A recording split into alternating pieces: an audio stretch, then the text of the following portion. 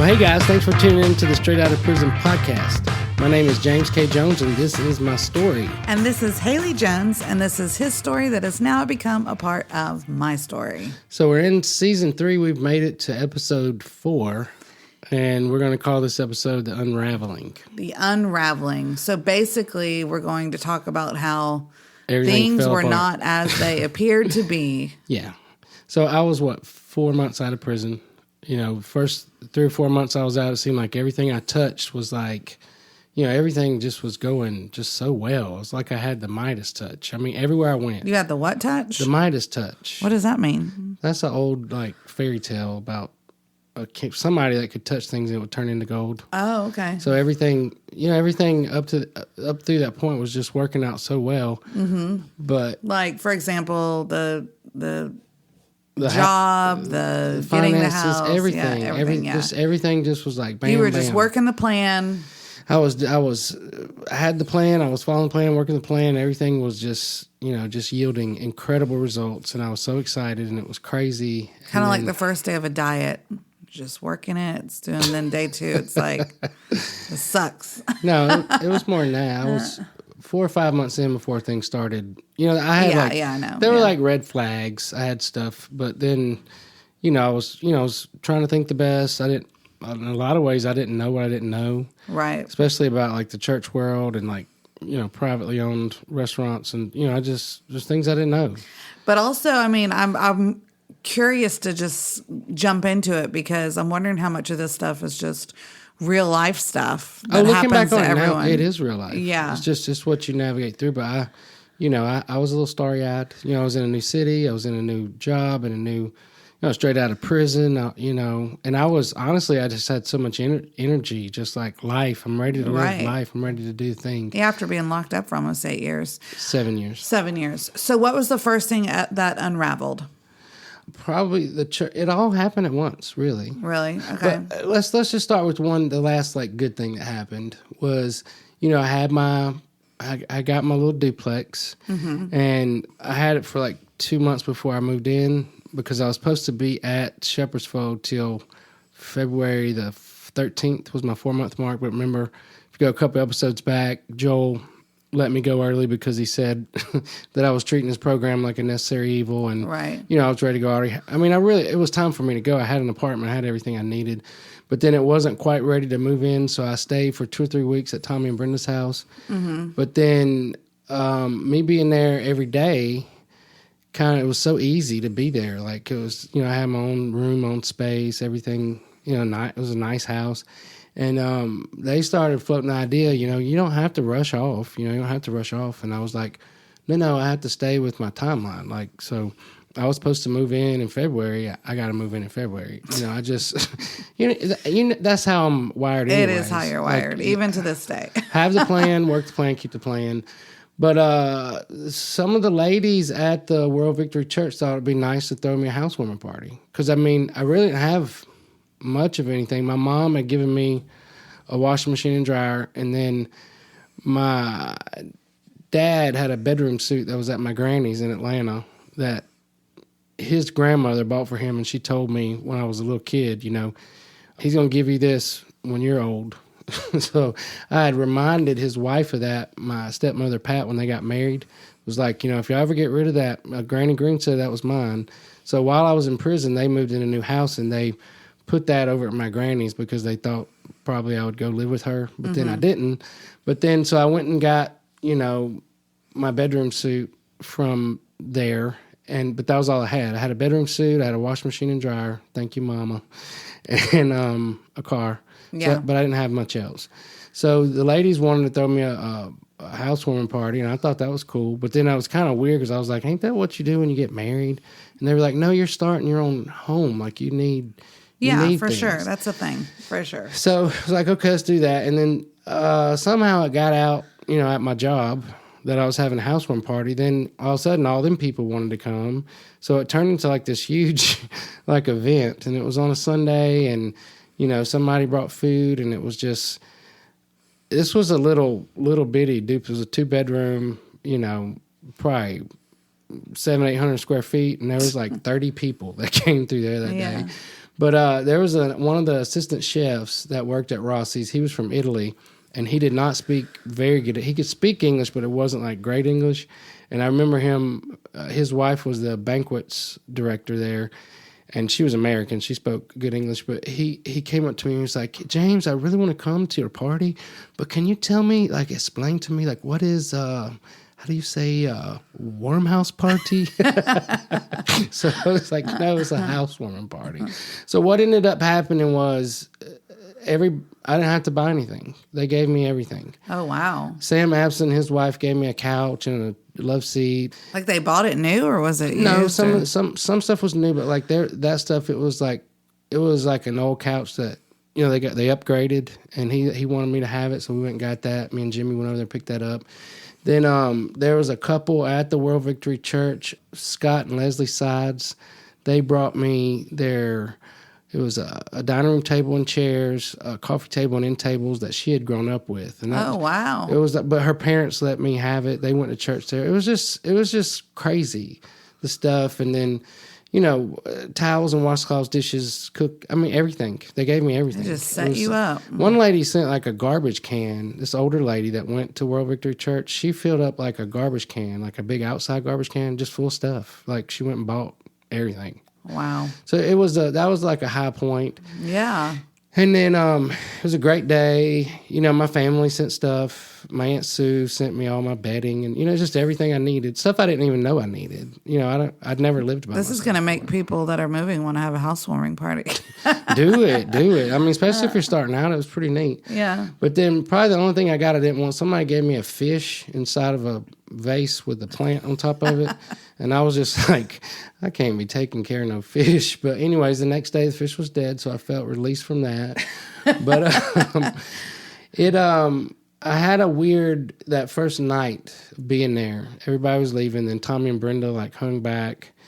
And then I was like, okay, it's time for y'all to go. And as soon as they left, I had like this fear set in. It was like, and I realized. Wait, hold on. Was this your actual first night sleeping there? Yeah. Okay. Because I decided I'm just going to do the housewarming party and then I'm just going to stay. Oh, okay. Oh, you know, I moved all my stuff from Tommy and why Brenda's not? house. Yeah.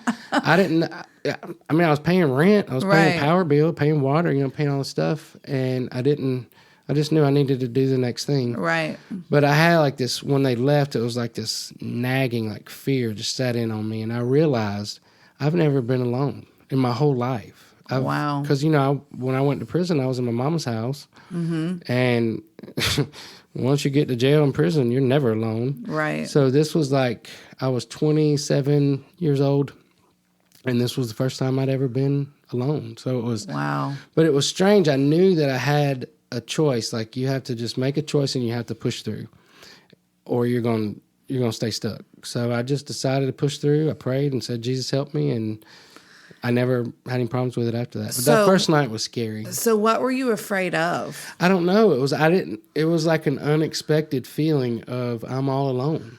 now. Yeah. I guess it was just kind of a foreign feeling because you had never been in that place before. Like I'm out of the nest. There's nothing. I'm an adult. You know, go figure it out. Yeah. You got 2 bedrooms, a bathroom, a living room, and a kitchen. So, you know, go figure it out. So it was crazy. But then the next crazy thing that happened right after that, remember I told you that right before the day I was getting out of prison, that Chaplain Lindsay at Donaldson like got up in my face and told me, don't be trying to come back in my prison. And I was like, I'm trying to leave your prison. And he had said, you know, I know you want to, you got a velvet tongue, you got all these volunteers fooled, but you're going to have to prove me at least 2 or 3 years that you're doing the right thing before you ever ask to come back in here. And I remember I was just so aggravated with him. I think that was the end of the last season. Well, the Honor Dorm had a family night twice a year. They had one in February and one in like August, September. And there was one coming up in February, and it would be the first one that I didn't attend because I'd been a part of the Honor Dorm since we started it. But it was where people could have their families come in, they could bring food, and it was just a crazy, neat deal. But I got a call from Steve, and I was in between shifts at Rossi's, and he said, "You'll never guess what I have in my hand." And I said, "Okay, what do you have in your hand? He said, I have a piece of paper here that says James K. Jones is allowed to come into Donaldson Correctional Facility for family night as long as you're with me, as long as you're with Steve Longnecker. So I was like, wow. Did he like request that? I don't know. I mean, I'm not sure how that maybe, probably. Yeah. But it was to encourage the guys because, you know, it's one thing for them to hear, but another thing for you to see them and to be able to talk to them. Right. And so I'm 5 months out of prison, and I'm going 4 months out of prison, and I'm going back in. Wow. So that was crazy. But I got to go and spend the evening with them. Did you feel any kind of PSTD or no? PTSD. No. Like, you know, before going in? Not at all? No, I never have. No, I knew I was done. You know, I'm done with that. I'm just thinking, though, what kind of emotions or kind of, you know, that you felt going back in there and seeing probably a lot of the same guys. There must have been. Yeah, this was only 3 or 4 months later. I know. That's what I'm saying. Like, it was, they were elated. I mean, they were like over the top, just so excited to see them, especially Cover House. It was crazy. It was neat and it was crazy. And I just saw it as like a gift. Yeah. Like from Jesus. It was just so, it's not, you don't get to do that. Right. They make you wait, you know, but then I never stopped going in. I've been going back in ever since. Yeah. Never had a problem with it. It was just pretty cool. That was just a neat little gift from that time. But then it seemed like, you know how they say things happen in threes? Yes. You know, and I try not, when storms start coming at you, I always try to think, okay, I don't believe in all that three stuff, but it does seem like when things start happening, it's like one thing, then another. Right. Well, the first thing that happened, like, gosh, it couldn't have been 2 or 3 weeks after I moved into my own apartment. There was some kind of controversy with Tommy at the World Victory Church, and I don't think I need to say what, but he had kind of a moral... Tommy, who you were living with. Yeah. Or had stayed with in the interim, yeah. So he had some kind of like a moral conflict, and he got fired from the church. And then his wife, Brenda, she announced that she was leaving him. She was getting a divorce. Like, she couldn't be with him, you know, anymore. And they had been married for years and years, right? Yeah, like 30 years. I mean, wow. a long time. And then he quit going to church at Warwick Church, but then Brenda kept going there. And then she, like, confessed to me, like,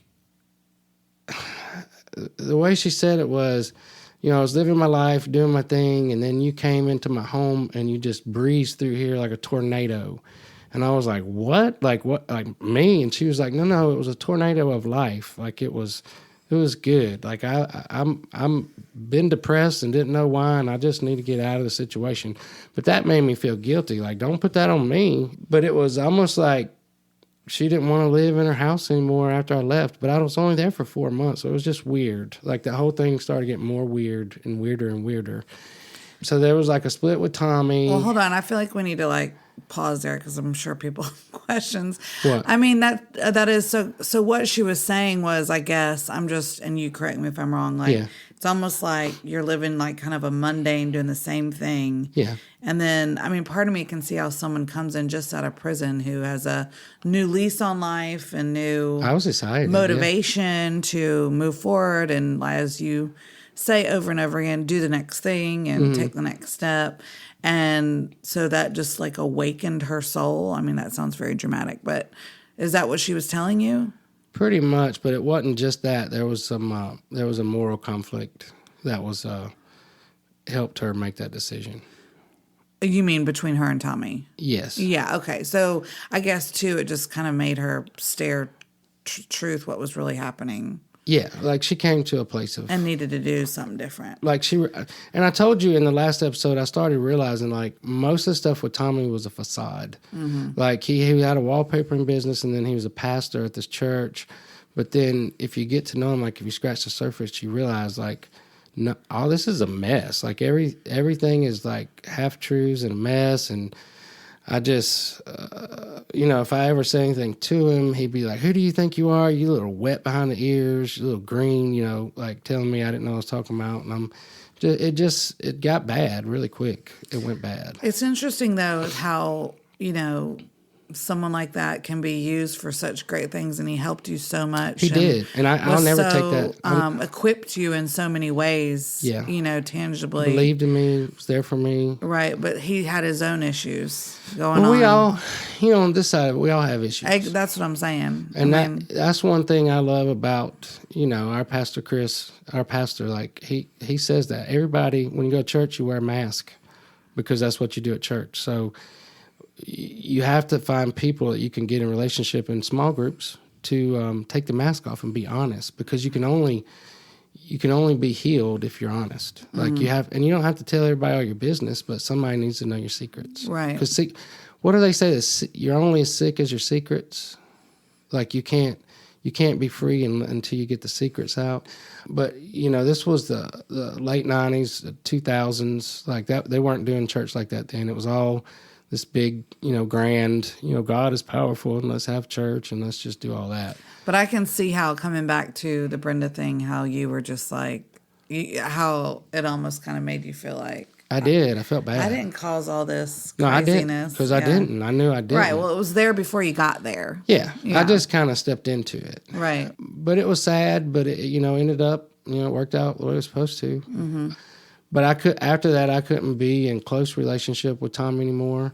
And there was something about him, like when he was helping me, like, I remember the first time my granny met him, she was like, "Who is that man? Is he your parole officer?" And I was like, "No, he goes to church with me." And she's like, "He thinks that he's in charge of you and that he owns you."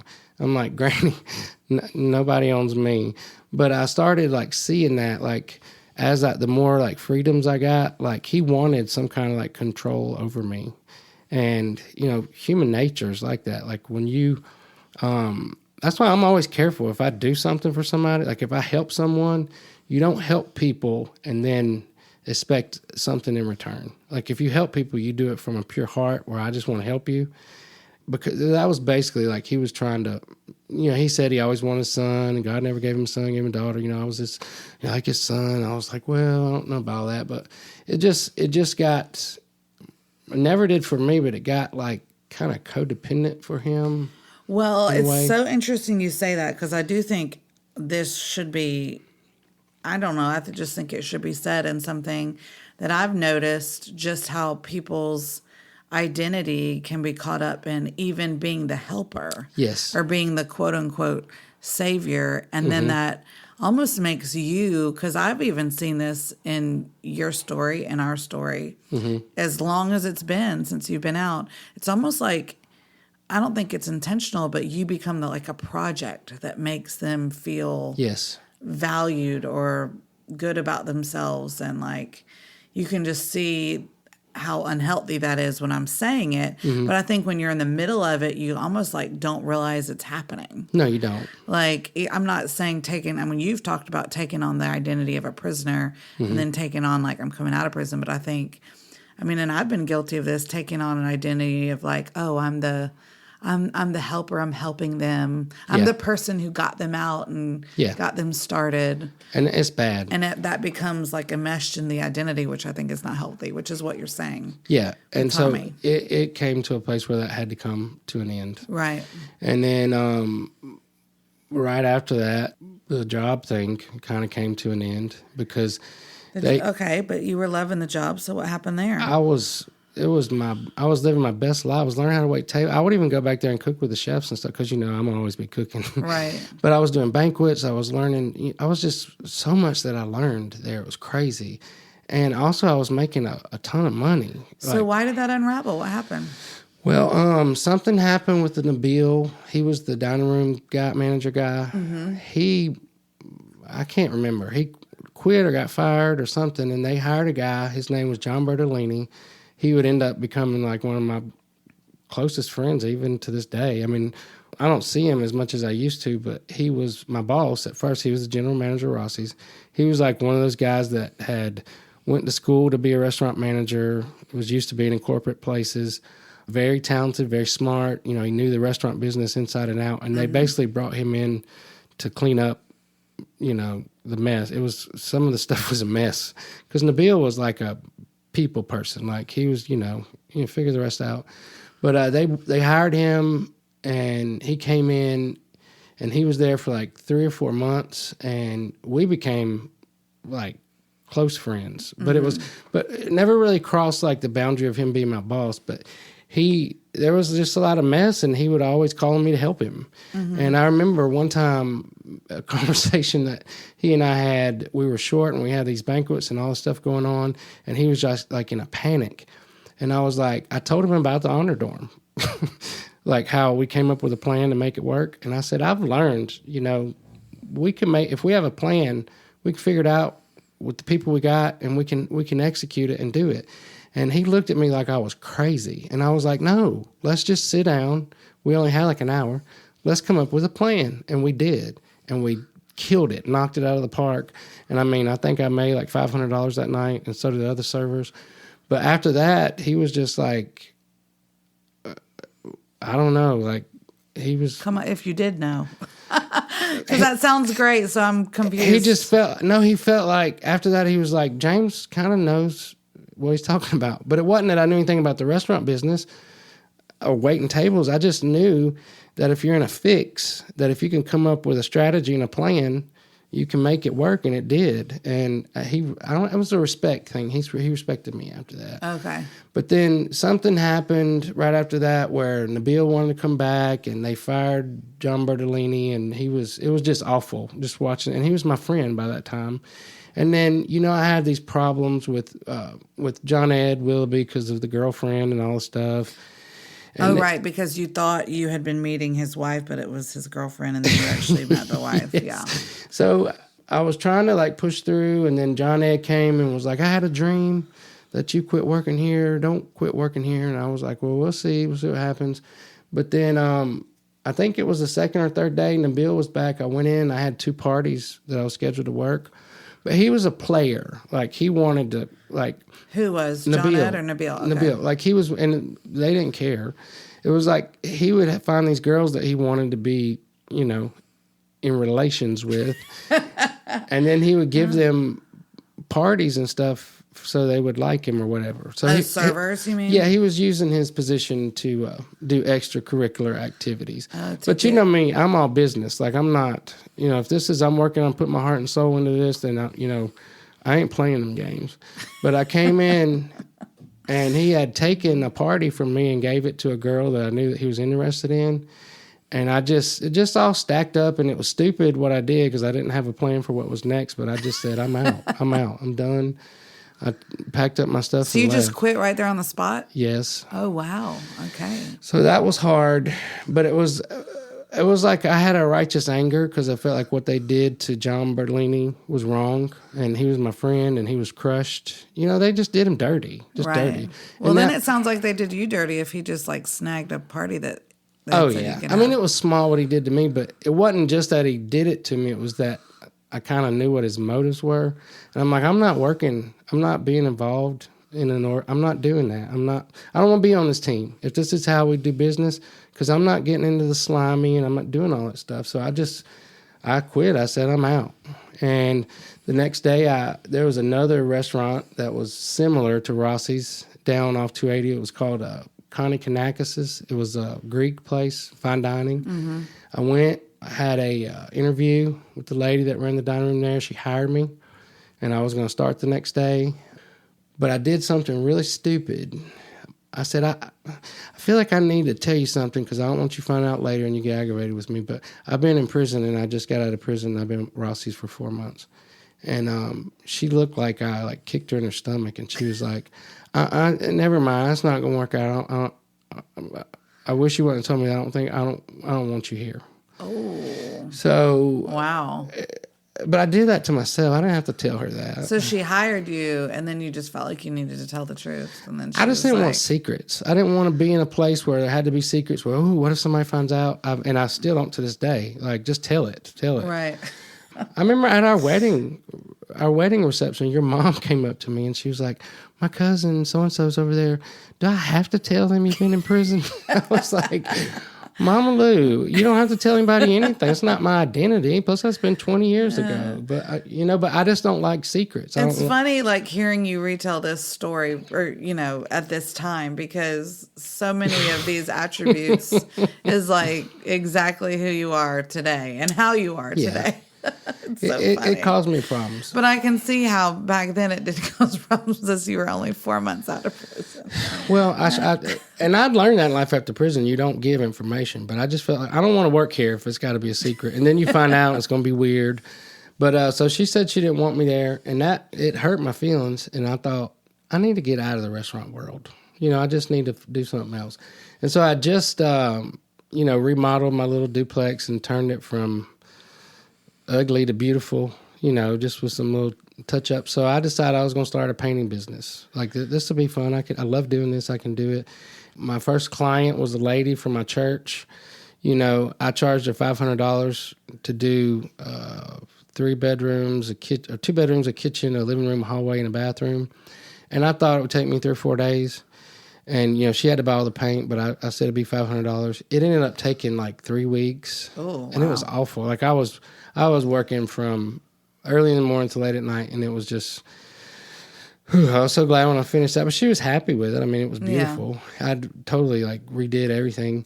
But then the lady that owned my landlord, she owned a small real estate company, and she had property all over Cava Heights. So she hired me to start doing painting for her. Oh, cool. And but I ended up, I hated it. Like, it was like, okay, I can do this once every now, but just do it every day and just always having paint. And so I didn't know what to do. I was kind of in a wilderness with that. I was keeping up with my bills and all the things I had to. But then, like, right after that, that was when we kind of had to split with the World Victory Church. But it had been coming. It had been building. They moved. You said we had to split. Like, well, tell me what you mean. We split. Like, I split with them. You split with them. Okay. With the World Victory Church. So there was a bunch of little stuff that kept happening. But then the pastor there, his like sermons and stuff just started getting harder and harder and harder. And he started talking about everybody's sinning and all. It was just not good. And then his attitude towards me was that I started feeling like the token convict in the congregation. Yeah. And I didn't, kind of like what we just talked about. A project. Yeah. And I'm not going to be anybody's project. Mm-hmm. Even if, you help me, but if you are helping me, let's move on. I'm not staying here. And then they asked me to be an usher. And then they said, if you're an usher, you have to wear a suit and tie every Sunday. And it started getting hot, and it was just, it seemed... It started getting hot. No, but come on now. In June, July, you got to put on a 3-piece suit to go to church, and it's sweaty, and it just was not working out. And then, but the church was also not growing. It was like shrinking. Mm-hmm. So, but they would do this big like thing where they would, they had all these people up on the stage, and he would preach, and they would sing and holler and do all that stuff. But there was many times I would look up, and there would be more people on the stage than there were in the congregation. So it was just like, I don't know. Funny. But I didn't want to leave because I had this statistic that I heard. If you can be with one church, with one job for 1 year, then your statistics go up in making it. So I was like struggling with that. Plus I didn't want to church hop. But then it kind of came to a head when they did a special church service where they had a visiting traveling person that came in. Mm-hmm. His name was Tim. I don't remember his last name. So a visiting traveling person, like for those of us that... I don't know. He like went around from church to church and put on services. Like spoke or whatever? Oh, he did more than speak. They say that he was a prophet. And a prophet, if you don't know what that is people that can tell you things that God is saying to you. But he also said that he was an anointed psalmist. And I was like, what does that mean? And somebody that was next to me was like, it means he writes his own songs from the Lord. So I was like, okay. And then out in the lobby, he was also had a clothing business with Christian symbols on them. So let's break this down. He was a prophet. He was a prophet. He was a songwriter. A.k.a. anointed psalmist. Singer. He also had a clothing line. It's called Zion Clothes or something. Some religious thing attached to it. But they were like was like, ain't nobody finna pay $80 for no pair of jeans, especially looking like that. Were they anointed jeans? Were they? He said they were, but I'm not into all that. So he started off the night with a little message, then he was going to do the prophecies. So that means everybody's supposed to walk up there and he's supposed to tell you something. So I walked up there and he like laid his hands on me and like took a deep breath and shivered and was like, I have a word for you, Brother James. So I was like, okay. And I was like sincere, like I'm waiting on my word. And he was like, I see a book opened. The book is opened from Birmingham to Montgomery. The interpretation of this vision is that you shall preach the gospel from Birmingham to Montgomery and from Montgomery to Birmingham, but nowhere else. And I was like, what does that even mean? Like, none of this is, and I've studied, I have teaching, like they say, if somebody gives you a prophecy, you either know it's right or it's not. And if you know it's not, then you're not supposed to even think about it. So I went back and sat down and was like, well, maybe he's, good for somebody else. Maybe Jesus don't want to tell me anything tonight. But he started singing a song, and the song was about the anointing, and that's what they call like when God's presence comes down. And the anointing in the Old Testament, they did it with oil. So that's like how some of these... Like, with oil, what do they do with the oil? Well, in the Old Testament, they would anoint people with oil. Like, does that mean you pour it on them, or... Yeah, like the priests but these were Jewish people. Like they did, this was and plus you needed oil back then because you were dry. And I don't know. Let's don't go off on that. I know, but I'm trying to understand when you're talking like this, it's like what? In the Old Testament, they used oil to like anoint kings and prophets and people. And so in the New Testament, the anointing is not that. It's the Spirit. Okay. Of God. That's the anointing. So he started singing about the anointing, and he's up there, and he's got like one of those little pop-up keyboard things, and he's up there, and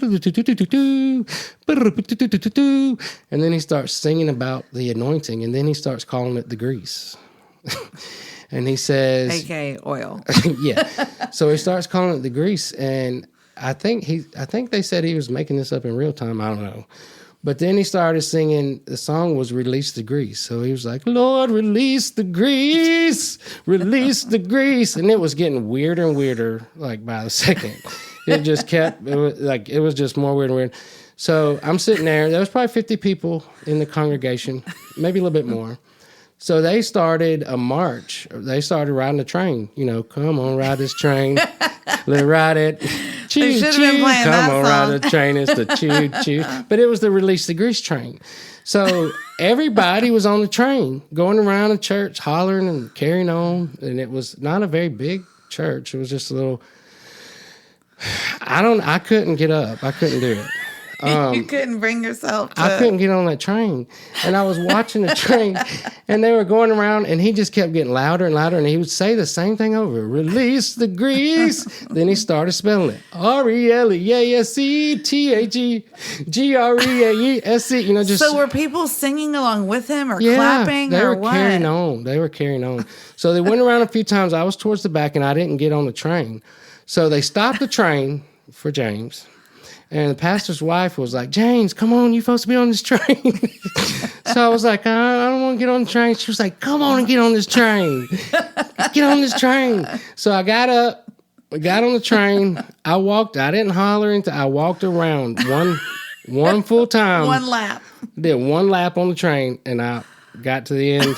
Stepped off the train. I wasn't in the middle anymore. I looked back and I said, Lord Jesus, this is not where I'm supposed to be. And I left, and I never went back. You never went back after that? Nope, that's the end. I mean, I tried to stay nice and just, Did they call you because you had been part of that church and they had helped you with the prison stuff? There was a lot. The housewarming party, all that. You just were we're done. I'm out. I'm not doing all that. Thank you for the housewarming. Thank you for the... No, I kept relationships. Like, I kept a lot of... But most of the people that I was in a relationship had already left. Okay. But he would do stuff like if somebody missed church, he would talk about them from his sermon, like call them out. Oh, you know what's wrong with them? You know why they have problems? It's because they don't pay their tithes. Like people that's struggling with little kids, you know, and horrible. he's wanting to give. It was time. It was time for me. That to is go. hilarious. So you literally stepped off the train I and got out off the door. train. No, but I could see the train from the other side, and I was just like, I ain't supposed to be on this train. You know, I'm like, I ain't even judging them. If y'all want to ride the train, ride the train. But James K. Jones is not supposed to be on this train releasing the grease with the anointed psalmist. And it's just time for me to move on. Like, it's just time. And, you know, there was no hard feelings. Actually, during that time, the pastor there had loaned me some money because I was struggling. Mm-hmm. And we had set up something like I would pay like $100 a month to pay it back. It was when I was trying to start a painting business that ended up as a disaster. But I mailed him a check every month, you know, just like I said I would. Uh-huh. And then at the end, I got a really glowing letter from him. And he was like, you beat the statistics. You know, you did what you said you were going to do. And I'm so proud of you. And I don't have any hard feelings towards him. Right. It's just, I'm not into all that. You just weren't supposed to be on that train. No.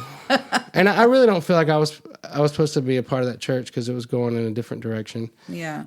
But okay, so my relationship with Tommy fell apart. My job fell apart.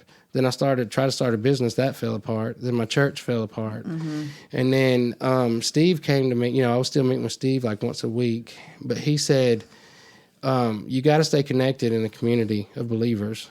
And so I was like, I don't know nowhere to go. Like he said, well, why don't you come hang out with me for a little bit?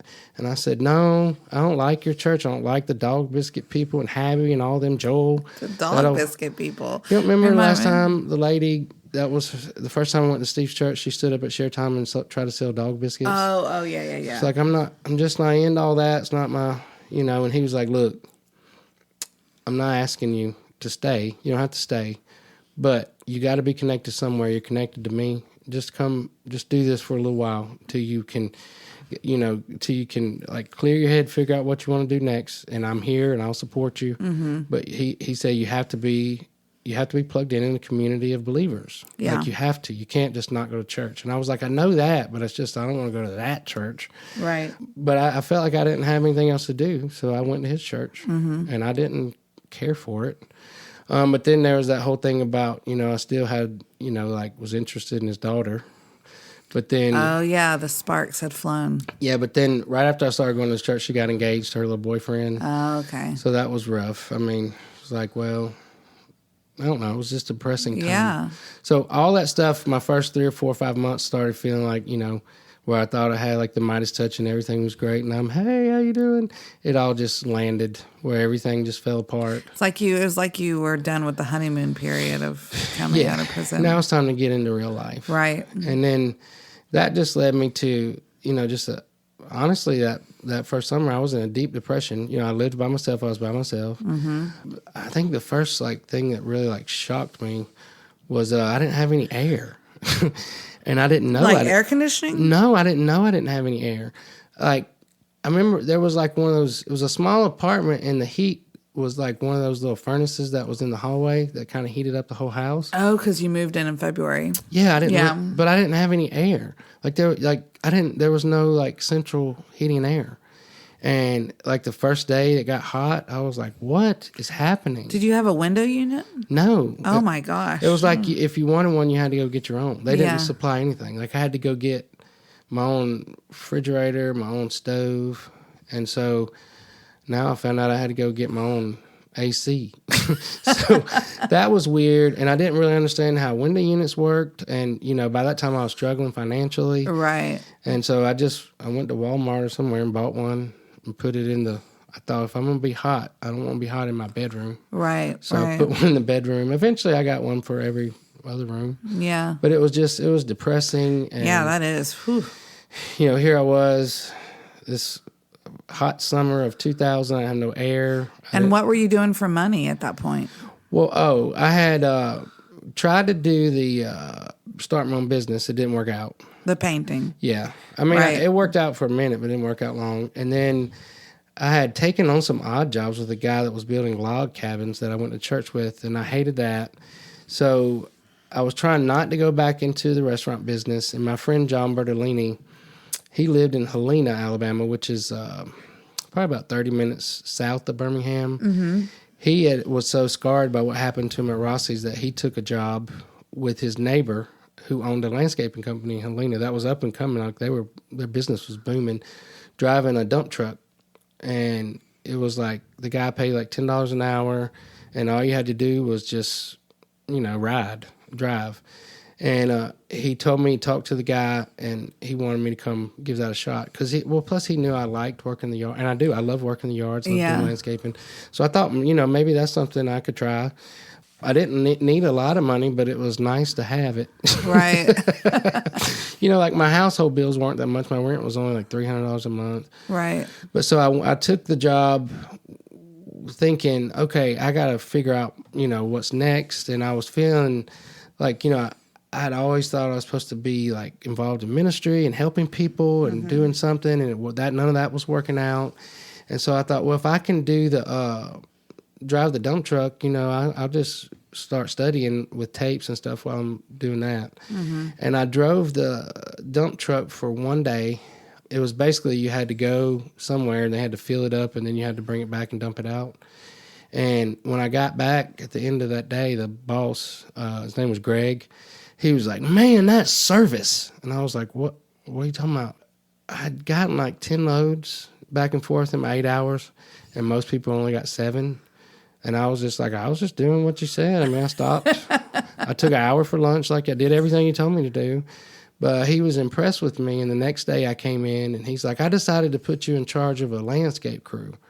And I was like, I don't know about that. So he throws me the keys to this brand new, like, $100,000 truck and gave me, like, 7 workers and sent me out. And... Did you know what you were doing? No, I did not. I didn't know anything about it, but he just said, I know you can figure it out, and I'm here. He gave me walkie-talkies. I mean, I was kind of having fun at first, but then it just kept, because me, I'm not into like, not that I'm not into, I'm not like wired. I don't do good with like heavy equipment or fixing stuff. Like I can like paint something, I can plant a tree. I can't build a wall, I can't do, but they built like walls, they put in sprinkler systems, and I was always tearing up something. Something was getting, like I would rip the bumper off or knock the walls down. Or one of the funniest stories about that summer was I can't back up a trailer. Even to this day, I can't back up a trailer, but we would have to pull trailers with the Bobcat on it. And trying to back it into the yard at the end of the day, I knocked a wall down that was built out of like cross ties. And so the Mexicans that worked on my crew, I would pull in to the thing and they knew I couldn't back it up. So they would take the Bobcat off, and there was like 6 of them would like physically pick up the trailer and move it so that I could just back it in. And it was fun. He was only paying me like $10 an hour, but then if I had overtime, he'd pay me in cash. So I was making it, but I was hating it. Mm-hmm. And then the last job I did for him was like the end of that summer, was where we had to put in sprinkler systems. Mm-hmm. And so we had this thing called a trencher, and you would have to go in, you'd have to dig like 6 feet or 4 feet, I can't remember. But with a trencher, if there's any kind of wires in the way, if it's a phone wire, a gas line, and you hit it, it's gone. Yeah. So, and then you have problems with the homeowners. And I did that all the time. Like I was hitting the gas, or what, my cable don't work, or my phone's out. And so it was hard. Mm-hmm. And the last one I did for Greg was in Vestavia. It was a big house that we were there for like 2 weeks. We did all kind of stuff, but we were putting in a sprinkler system in the back. And I'd started to trench a hole.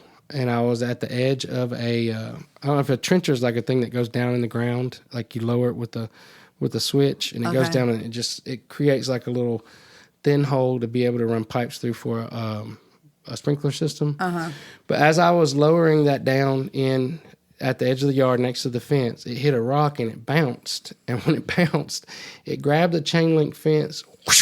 Oh my gosh! No, it was a miracle that I didn't get hurt, but. It was like the fence was there 1 minute, and the next minute the fence was gone. And then it was just, there were just poles standing there, and I felt like the poles were mocking me. Like, What are you doing? What are you doing here? You feel like the poles were mocking you? They were mocking me. The poles were just looking at me like, why are you doing this? Like, this is not, because I'm not even good at stuff. Like, I can play in a flower bed, but I can't do. So I got my little walkie-talkie. It was like you go, and it was a phone too, but if you did it, all the people would hear you. Right. So I was like, does anybody know how to fix a chain link fence? And my boss was like, why? And so I drove back that day. I went in and I said, look, I appreciate you giving me an opportunity. This has been something. A hard summer. I mean, he paid me the best he could. He did. Yeah. I mean, I got sun poisoning now and I'm miserable. And I said, I'm tired of tearing up your equipment and you have this sadness about me and you want to keep letting me do it, but I'm not made for this. So I said, I'm putting in a notice. I need to put in a notice and I need to do something else. And he said, well, if you don't work here, what are you going to do? I said, I'm going back to my world. I'm going back to the restaurant world. I'm going to get me a job in a restaurant. And he was like, how long do you think that would take you to do that? And I said, I could probably find a job by the end of the day. And he said, well, you're free if you want to just be done. Aww. No, he was a good guy. Yeah. He knew you're my story. Free. And but he was like, if you ever need anything, I'm here. And he became like a friend. What's his name? Greg Edens. He's still. I mean, that landscaping company's humongous, like Jesus Walmart world. What's the name of it? E&E Landscaping. It was two brothers. Okay. Their last name cool. is Edens, so it's E&E. Yeah. So I moved on from that, but you're free. just everything just fell apart, and I was back. Trying to. I still had all the fines, and it was a hard summer. And then I guess maybe just to top that all off, my mom was having health problems and she needed surgery, but she was in some kind of situation. And so I told her, if you just come up here, I'll take you to UAB and we'll figure it out. So her husband/boyfriend, they'd been married at one point. He brought her up there and dropped her off. And then I took her to UAB and helped her get some surgery. But it was hard having her. I'm like, Mom, I never knew you talk so much, like all the time. But then I found a job in Mountain Brook at a place called the Lemongrass Bistro. Mm-hmm. And it was in the mall there in Mountain Brook. It was real fancy. And the lady that ran it, she was like amazing chef. Like to this day, my mouth waters thinking about the food that she made. But she was in Mountain Brook and she hired me to be a server. And for people that don't know, Mountain Brook's like the richest part of Alabama, maybe even the richest part of the Southeast.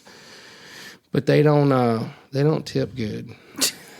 You would think if somebody had a trust fund and $2 bazillion, they'd give you a good tip if you wait on them. Yeah, Mountain Brook is known for old money, I guess, and they say it's something about the fifth. It's definitely top 10 richest zip codes in the country. Oh yeah, but it's old money. It's interesting. It's beautiful real estate, old money. I always wonder what does that even mean? Where does old money come from? Like if you had your ancestors or your grandfather or somebody started like Coca-Cola or Birmingham News or Walmart. That's old money. Like you just have more than you need. But anyways, I worked for her for 2 or 3 weeks and. She was always asking me to go run to Sam's for her. Take the keys to my Mercedes, run to Sam's and buy this, that, and the other.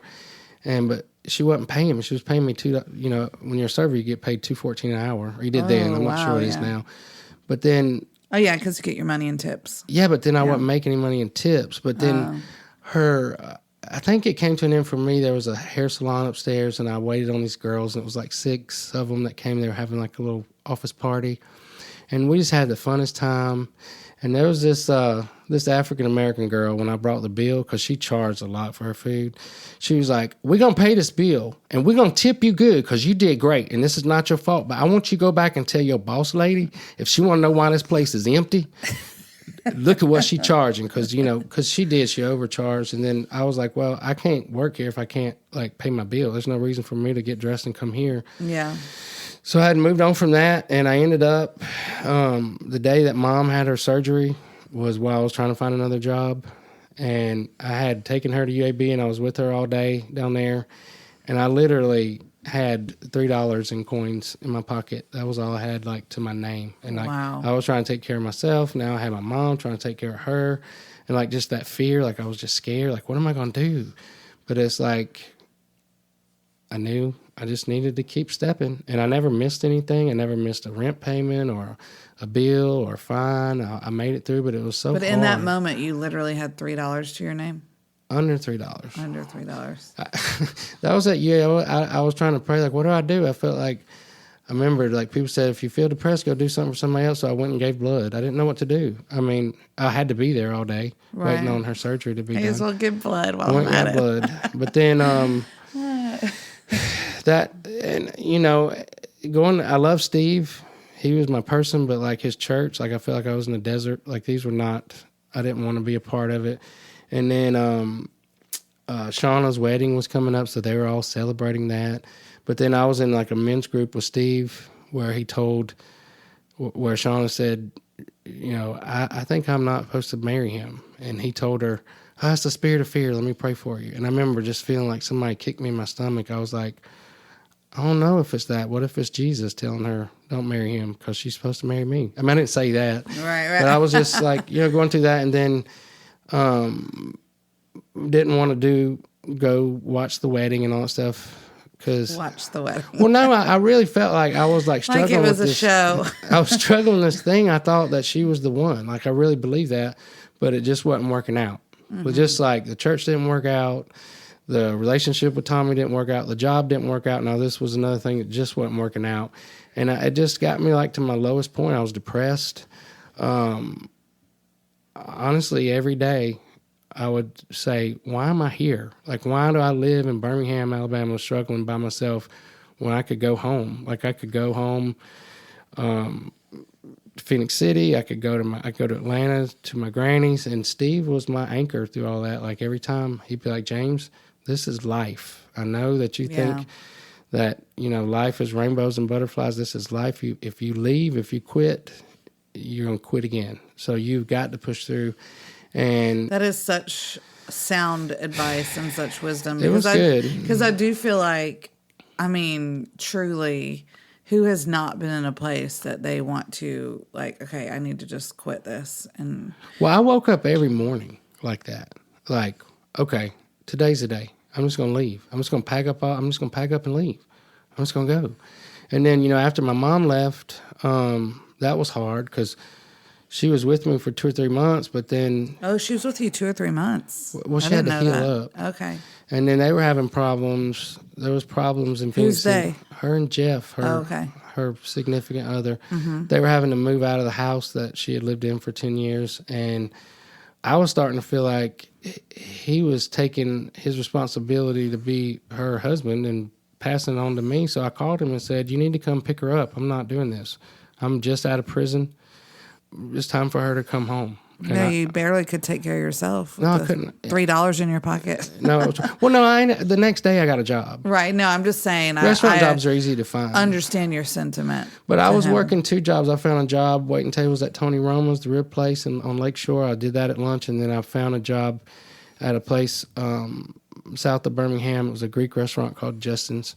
But I worked lunch at Tony Roma's. I worked dinner at Justin's. It was like steak and seafood, but the guy that owned it, he was like a hot-headed Greek, and he had all these ideas, and he wanted all women to work lunch and all men to work dinner.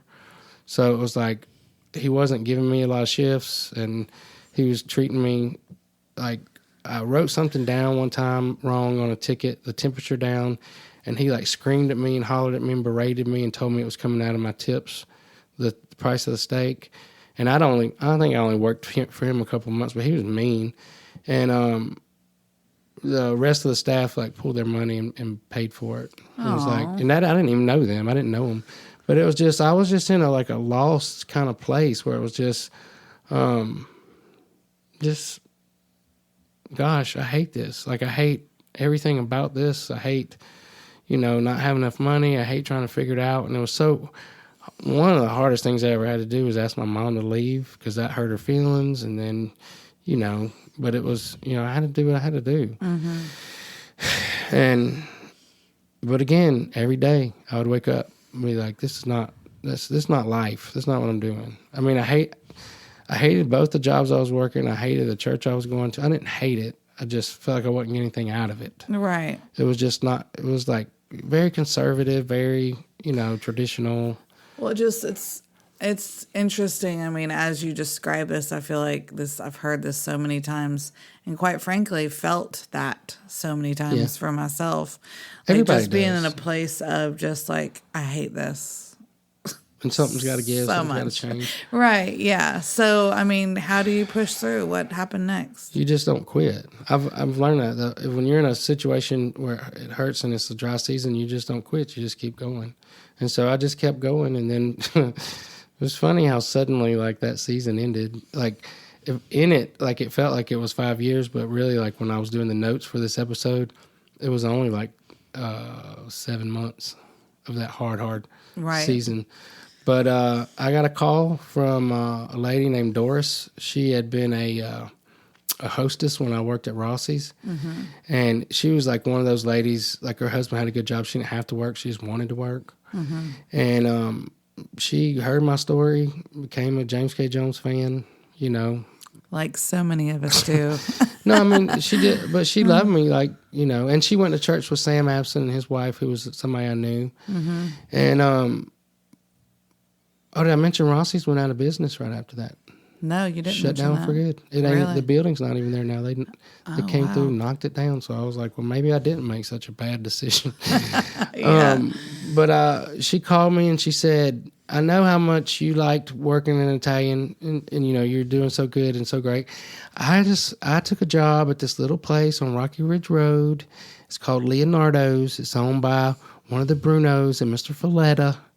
And, the Brunos were the people that had, like, the Brunos grocery store chain. I don't know anything about that. Slocum, if you said Bruno back in them days, you knew you're talking about that was big money. Oh, okay. Like, it was, they started, and these were, like, back in the, like the 30s and 40s, they started the Bruno's grocery store chain, and then one of the sons who actually co-owned Leonardo's, he started Big B Drugs, which got bought out by CVS. So, okay. I mean, they were movers and shakers. They were making things happen. But she said, I think you would love it here. It's small. We have a great little lunch business, great little dinner business. The food is authentic. So, everything, it just feels like something you would love. And so I got in my car and I rode. It was only like 10 minutes from where I lived. And I looked at it, and it had been a Taco Bell that had been converted into an Italian restaurant. And I was like, I don't know about that. But that was like November of 2000. And I think we need to maybe pause on that, and we'll pick up next, because that was where my season changed. Well, okay, so that is interesting. Yes, let's pause and pick up next time. But you say now you can see that's where your season changed. But as you were driving to that restaurant, you got the job there, like immediately. You didn't know. No, I didn't how even, big of a change that was going to be. No, it would be... I mean, you said it suddenly changed, earlier that season ended, but like in that moment, you didn't know your season was suddenly changing. Well, no, I also didn't, in that moment, I didn't even know if I wanted to work there. Right. Like I was, I guess, like scarred from what happened at Rossi's. Like I'm not going to be in that kind of environment. Like the slimy, I'm not doing that. Right. So I didn't know. But so let me just say that this makes me very emotional. Okay, so here's the deal. So this is about to shift your season entirely and get like a whole new kind of era for you, which we will unpack. My next start. You're right. Yeah. But I'm feeling like led to encourage myself as well as other people that are listening that you don't know like what you're embarking on, or maybe what's happened even recently, that is a total shift in season for you. That is a total shift in era that you don't know that's what that is, but just to know that there's a gift maybe that you don't even realize you're walking out or walking in right now that's about to change things for you. That's true. This next season of my life was one of the best ones of my life, actually. Why are we so emotional? I don't know. We're both starting to cry right now. What is our problem? Because you know the story, yeah. And we'll tell the story in the next one. This was a family-owned restaurant, and Mr. Folletta and his family became my family, basically. Yeah. I mean, not my family, but like family. And they took me in. He had a background similar to mine, not quite, but he had been a big time attorney in Birmingham, and there had been something happened with a judge where the feds were investigating some kind of fraud or something, and the judge committed suicide because I think there's some shady stuff going on, and somehow Mr. Falletta's name got caught up in all this, and he ended up getting charged with something that he didn't do, but because he was a lawyer, he knew if he made a deal that it would ruin his life, so he went to trial. But when he went to trial, he lost, and he had to go to federal prison for a couple years, and then when he got out, that's when he started Leonardo's. I actually did not even know that part of the story. Really? Yeah. That was our first thing that really like connected us. Was I was straight out of prison, but so was he. I did not know that, but we will talk about that more. I know we're getting a little bit ahead of ourselves, but yeah. So we'll just entitle the next episode Leonardo's. That was a life-changing season for me. And just to know that whatever season you're in, if it's a hard one, things can change suddenly. In an instant. Yep. All right, guys. Well, thanks for tuning in. We'll see you next week. And anything else? Thanks, guys. That's it. Bye.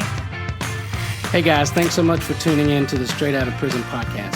For more exclusive content, head over to our website, teamjones.co/podcast. Yes, you can subscribe by clicking on the Become a Patron button, and that's going to get you access to our For Real Reel, which is very different than the Highlight Reel. Some very juicy content there. Good stuff. Or you can look us up on Facebook and Instagram, Straight Outta Prison Podcast. Yes, that takes the story to a whole new level where you can see some of the people that James talks about in his story and see some of the places that he's been. I've been loving it, and you will too. Prison recipes. Yeah, all the things. Good stuff. We'll see you soon, guys. Thanks. Bye. Bye-bye.